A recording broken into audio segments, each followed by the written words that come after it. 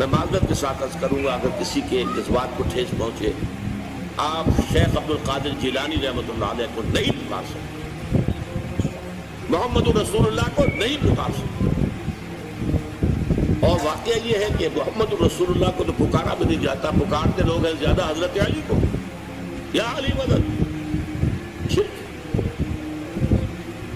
دیکھیے سب سے بات نقطے کی بتا دوں آپ کو، فرشتے کو تو ہم مانتے ہیں، لیکن آپ فرشتے سے بھی نہیں کہہ سکتے کہ میرا یہ کام ہے۔